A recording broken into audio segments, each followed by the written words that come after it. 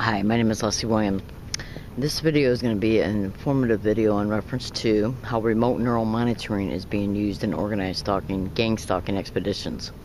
Now, what they do with targets of remote neural monitoring is they monitor you neurally from a remote distance in order to be able to scrutinize the evoked potentials that are processed, which are your thoughts.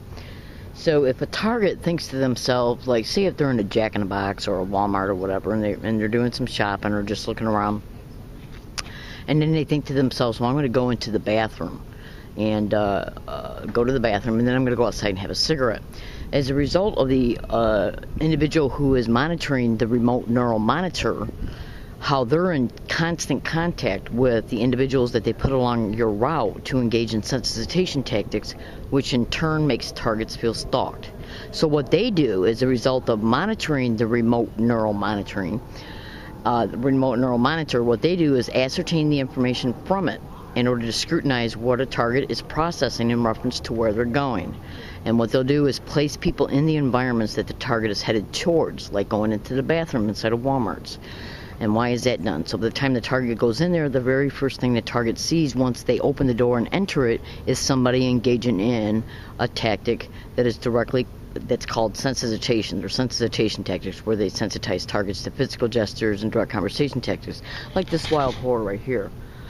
This is what they do. They stand there and they put their hands to their mouth. Look at this ugly skank. Okay? Because this is where I sit to have my cigarette when I come out of SDSU library. Now the point I'm trying to make here is that what they'll do then is make sure that they're in environments that you're literally going into in order to engage in the sensitization tactics, putting your hands to your mouth. Go to Google and type in organized stalking, hands to face, hands to nose, hands to mouth, and look at how many Google generated responses you'll get to that description. Now when you see millions of responses to that type of description, you'll automatically be able to deduce that that is a tactic of organized stalking. So what they do is combine the remote neural monitor, okay?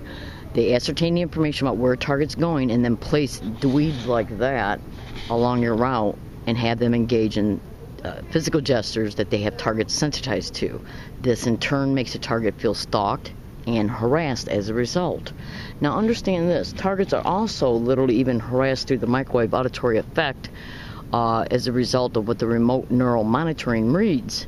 So what basically, if a target's processing a specific type of thought, no matter what it's about, the technology that the remote neural monitoring is incorporated within scrutinizes what it reads from the target. And then what it will do, since it's running on trillions of flops per second, what it will do is literally pick dialogue, because the computer's run by artificial intelligence.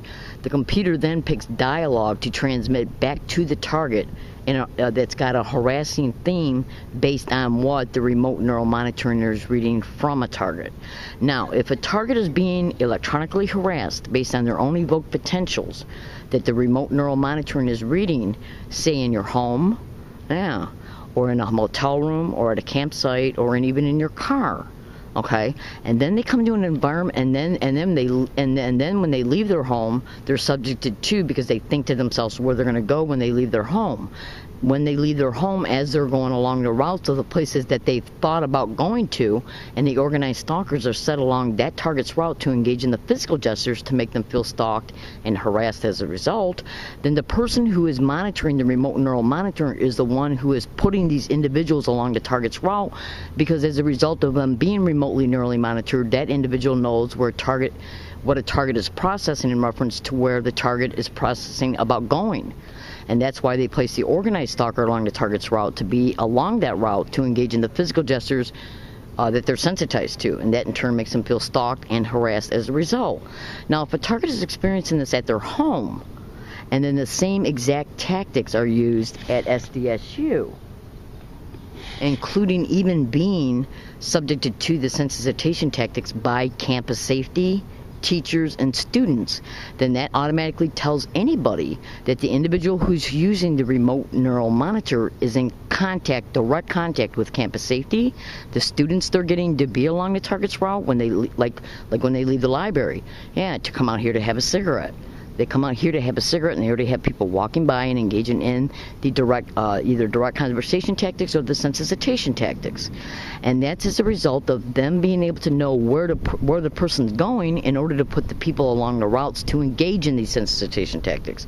And since campus safety has done it as well towards me, as well as teachers and students here, then that tells me that when I'm getting up to leave the meeting room to come out here to have a cigarette and an individual walks by and gaslights me, that's because the remote person who's monitoring the remote neural monitor is placing these individuals along the path that I'm getting ready to enter, like coming out here to have a cigarette, to engage in these physical gestures, which are the sensitization tactics. Google organized stalking, putting hands to face, hands to mouth, hands to nose, 3 separate searches to understand what I'm talking about. SDSU is directly attached to these organized stalking expeditions, and the person who's monitoring the remote neural monitor is communicating with them in order to place these individuals along my path to engage in these organized stalking sensitization tactics when I go from one place to another place here on this campus. They're using teachers, they're using campus safety, and they're using students to do it.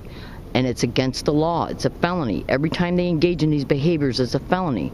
And once they get caught, I don't give 2 shits who they are or who told them to do what they did. I'm going to press charges. That's why I take video pictures of the ones they get.